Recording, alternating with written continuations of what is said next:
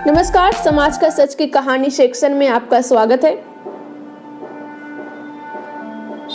विनिशा शाम को अपने पति के लिए जूस बना रही थी, तभी उसकी छोटी बहन पूनम का फोन आया।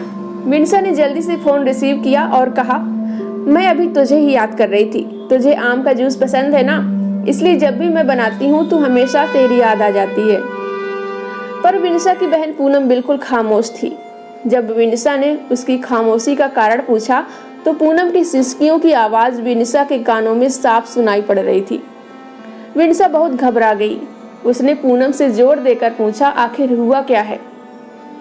तब पूनम ने डरते डरते बताना शुरू किया कि अभी मेरे मोबाइल पर किसी अनजान व्यक्ति का फोन आया था और वो मुझे कह रहा था कि वह मुझे जानता है और उसके पास मेरी कुछ फोटोज हैं। अगर मैंने उसकी बातें और शर्तें नहीं मानी तो वो फोटोज को इंटरनेट पर डाल देगा।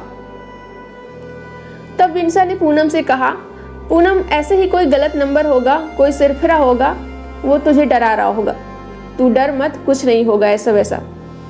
तब पूनम ने घबराते हुए कहा, दीदी, मुझे उस इंसान से डर नहीं लग रहा, पर उसकी बातों से मुझे बहुत डर लग रहा है। ये कहकर पूनम रोने लगी। तभी विनिशा ने कहा, तो बताना उस इंसान ने क्या कहा है तुझे? तब पूनम बोली, उसने मुझे कहा है कि अगर वो मेरी फोटो इंटरनेट पर नहीं डाले तो मुझे उसकी मांगे पूरी करनी होंगी। उसने कहा है कि आज रात वो मेरे घर पर आएगा।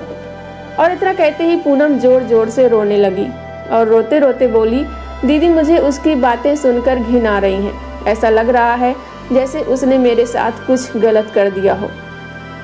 अगर अभी वो मेरे सामने आ जाए तो मैं उसे इसी वक्त जान से मार दूंगी। इतना कहकर पूनम चीखने लगी।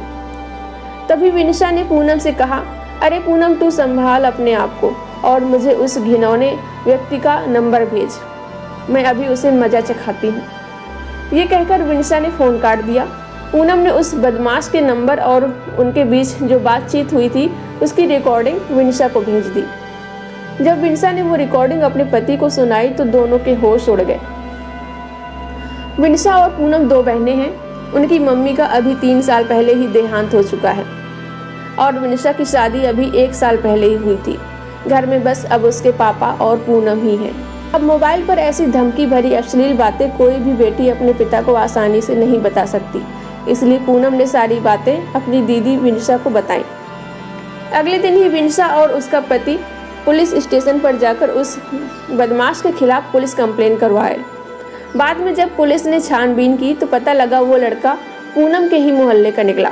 उसकी सोच और उसके विचार हर एक लड़की के प्रति घिनौनी नजर रखते थे। उसे पता था कि पूनम की मम्मी का देहांत हो चुका है और वो दिन भर अकेले घर पर रहती है और वो इसका फायदा उठा सकता है। और वो लड़का अपनी बुरी नज़रों और घटिया बातों से पूनम के साथ खिलवाड़ कर रहा था।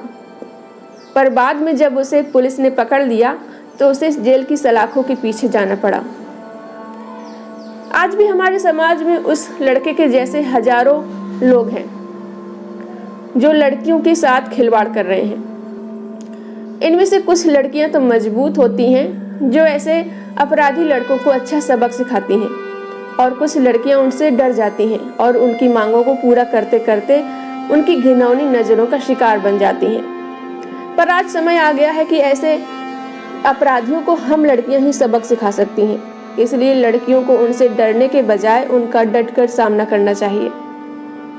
अगर आपको हमारी ये कहानी पसंद आई हो तो कमेंट करके ज़रूर बताएं और वीडियो को लाइक करें, चैनल को सब्सक्राइब करना ना भूलें। Thank you.